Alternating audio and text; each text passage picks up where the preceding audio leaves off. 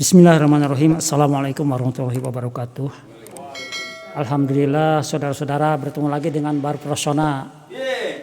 Sekarang saya biasa di studio The Truth TV Kang Dela.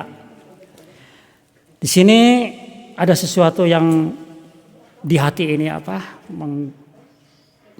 mengganjal atau ada sesuatu yang ilham atau naonnya. Jadi saat ini tuh saya tuh ada sebulan ini kurang lebih berpikir sesuatu dan saya sampaikan tanya ke banyak orang. Nah di sini akan saya panggil sahabat saya, saudara satu nusa satu bangsa, ada dari Papua dan dari Pontianak. Boleh dari Papua Kang Peri di sini. Alhamdulillah. Lawan dulu nih Kang Peri Bobers. Alhamdulillah. Dan satu lagi saya panggil nih sahabat saya Kang P dari Pontianak. Hidup Ponti. Alhamdulillah di sini sesungguhnya saya panggil sini bukan untuk dikasih hadiah atau apapun, tapi ada integrasi ada. Ini ada sesuatu yang sebulan ini saya berpikir masuk ke otak saya dan ke hati saya.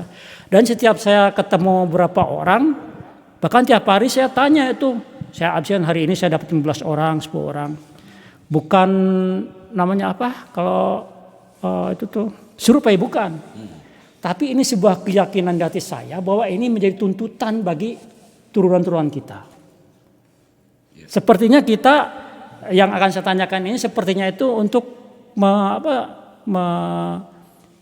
menancapkan kebanggaan seseorang kalau dia punya prestasi, misalkan punya jabatan, punya kedudukan, popularitas atau apapun namanya.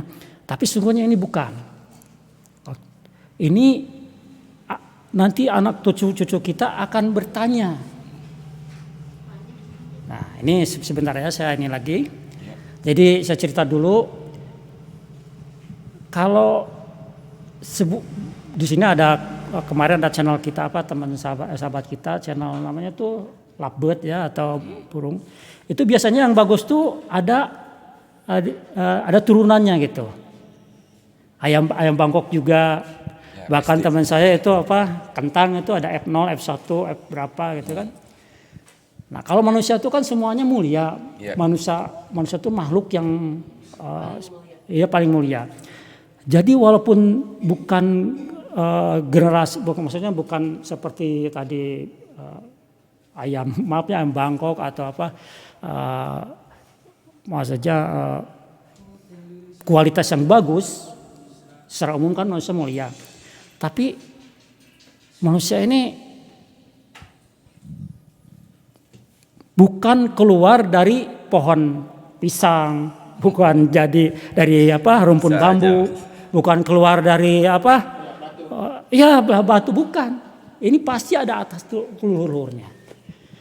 Nah, ketika saya lihat di sebuah channel ada anak-anak zaman tahun 70-an itu yang diadopsi sama orang-orang luar. Mereka mencari leluhurnya ke sini. Ada yang mencari ibu bapaknya sampai ada yang tidak ketemu sama sekali. Ada yang mencari sudah tahu ibu bapaknya pengen leluhurnya lagi sampai tingkat terus sampai mentok. Nah, di sisi lain juga kalau saya sebagai umat Islam ya, jadi Rasulullah SAW itu sampai ke Nabi Adam ada catatannya. Terus para turun-turunnya, para habaib itu ada sampai itunya. Begitupun para generasi terdahulu kerajaan itu ada catatannya. Nah, kita bukan turun-turun itu bukan.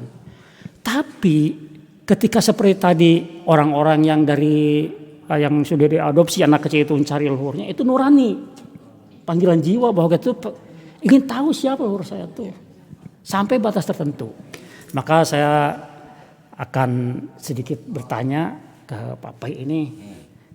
Papai dari pihak bapak ataupun ibu ke atas sampai generasi berapa Papai tahu?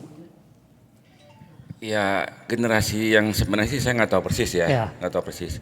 Cuman ya karena memang saya kan ya bapak saya tuh masih keturunan Tionghoa ya. Nah kalau di orang Tionghoa itu ada marga kan. Jadi dari marga itu kebetulan marga saya Wang itu dalam bahasa Mandarin artinya raja. Jadi kalau ditelusuri ya bisa ketemu. Kalau mau ditelusuri itu kelebihan kalau kita masih punya marga gitu ya. Nah, jadi saya pikir ya itulah keuntungannya saya punya marga gitu. Itu aja Pak. Siap. Saya tanya tadi yang sekarang Pak P tahu sampai generasi berapa? Bapak, kakek, nenek, buyut kalau sudah Bapak. Gitu. Ya sekarang sih saya hanya sampai tahu yang tahu persis kakek pasti ya. Kakek ya. Kakek. Dari pihak ibu juga Bapak. Iya betul, kakek pasti tahu. Tapi di atas kakek saya udah enggak ini. Karena sejarahnya yang saya tahu kakek saya juga datang ke Indonesia itu asli dari sana. Oh iya. Itu bukan tanpa ilmu. Iya.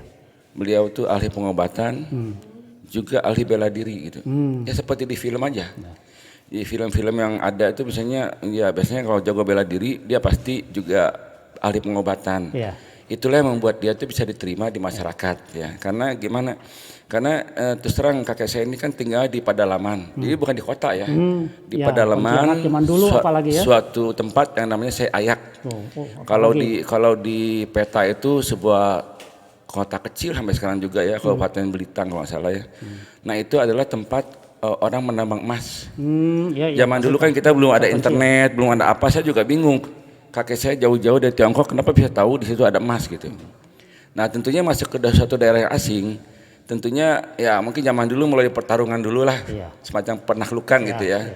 Jadi yang saya tahu nenek saya itu dipanggilnya Nona Cantik ya. Jadi karena Nona Cantik kan bahasa Melayu kan. Jadi hidupnya seperti ratu. Kenapa? Karena yang kerja tuh orang-orang Dayak, orang-orang Dayak yang asli di situ bekerja sama beliau. Jadi kakek saya walaupun demikian, walaupun kakek saya itu istilahnya punya ilmu dan ini sama sekali sangat rendah hati. Artinya suka menolong orang yang sakit atau apa itu semua dia dibantuin. Dan anehnya walaupun agama dia bukan Muslim ya, pakaiannya cuma satu warna putih-putih. Jadi kayak kiai aja gitu penampilannya tuh. Dan dia ahli pengobatan. Jadi penduduk sana tuh sangat menghormati dia karena dia itu selain ahli pengobatan juga jago bela diri. Boleh tahu namanya? Enggak. Iya. Tahu. Ya. Jadi di sini kalau Cina juga kan ada bahasa daerah ya. Kalau Wang itu kan bahasa Mandarin. Kalau bahasa daerahnya itu Bong dari suku Han ya. Jadi kalau bahasa daerahnya itu kakek saya itu Bong Sinkian ya namanya. Jadi kalau di orang Cina tuh gini di makamnya aja itu tertulis nama saya juga cucunya. Oh gitu. Iya. Nah itulah yang buat orang Cina itu kuat di marga ya, jadi nggak hilang jejak gitu. Ya. Oke, terima kasih. Dapat pelajaran bahwa tadi betul ini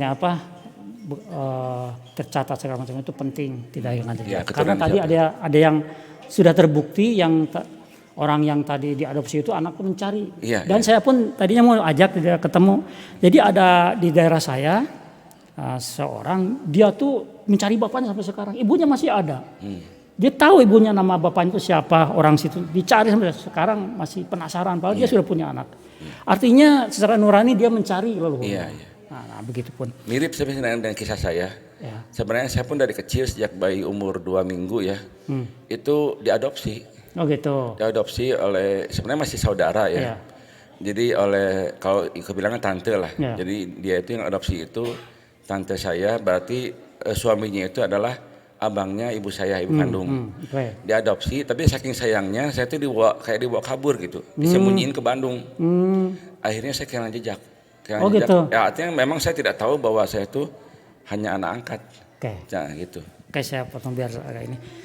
Nah mudah-mudahan dengan demikian, tapi intinya Bapak leluhur Papai ini dulurnya dari kota kecil di Pontianak, di sekitar Pontianak. Kampung kecil lah Kampung kecil Pontianak. Itu tambang emas itu. Emas. Mungkin ada saudara-saudaranya yang sana bisa jadi bertemu dengan cara ini. Iya, akhirnya saya bisa tahu tuh gara-gara suatu hari mama saya tuh minta urusin paspor. Oh gitu. Kalau paspor kan bisa ada surat kematian ya. Oh gitu. Nah, saya lahir tahun 66. Tapi kenapa surat kematian bapak saya tahun 60? Berarti kan cuma 2 kemungkinan. Apakah ibu saya pernah nikah lagi atau saya sama sekali bukan anaknya. Nah situlah kekuasaan Allah ya. Jadi dari situlah waktu itu pas persis lengsernya Pak Harto, saya tahu bahwa saya itu bukan anaknya beliau. Cuma saya bilang sama beliau, saya bilang, "Ma," saya bilang, "apapun yang terjadi itu tidak akan menghilangkan kasih sayang saya pada mama kayak om sudah membesarkan dari kecil kan. Cuma kan saya pasti tahu siapa saya gitu. Iya betul. Nah, akhirnya saya dikasih kesempatan, dikasih tahu kamu aslinya itu ini. Saya penulisan jejak sampai ke kampung. Jadi kalau difilmkan waktu saya pulang kampung tuh disambutnya kayak anaknya hilang gitu. Iya emang iya. Luar biasa gitu. Oke, untuk mempersingkat waktu. Sekarang saya tanya juga ke Pak Mas Kang Peri, ini dari Papua. Saya tanya Papuanya dari mana ini? Di Merauke. Merauke. Luas sekali kan Papua ini. Dari Sabang sampai Merauke. Dari Sabang sampai Merauke. Beliau ini adalah musisi reggae. Saya kalau dengar musik beliau hati deg-degan tanya ingin karena iramanya kan irama Ini saya pun sama bertanya seperti yang tadi ke atas leluhur ini Mas Peri, Bang Peri ini. Kalau bahasa Papua kakak ya. Oh, kakak ini.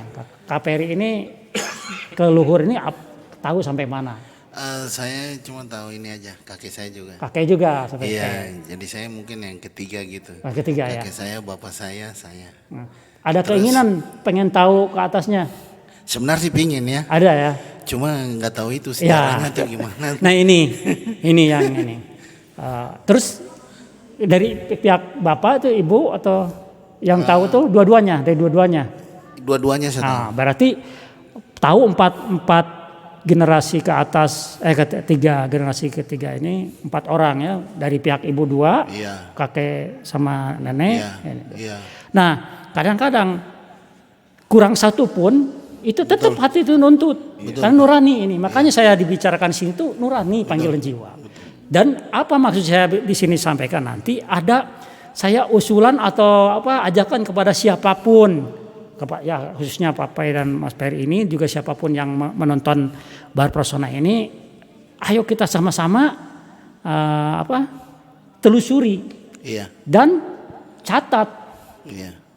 Nah ini pentingnya. Kenapa catat? Karena nanti anak cucu kita akan bertanya, hatinya bertanya, setidaknya kenapa bapak saya atau kakek saya tidak mencatat? Nanti hilang nama kita tuh. Bukan perkara kita seorang yang mulia, bukan perkara kita misalkan seorang punya jabatan kedudukan apapun bukan.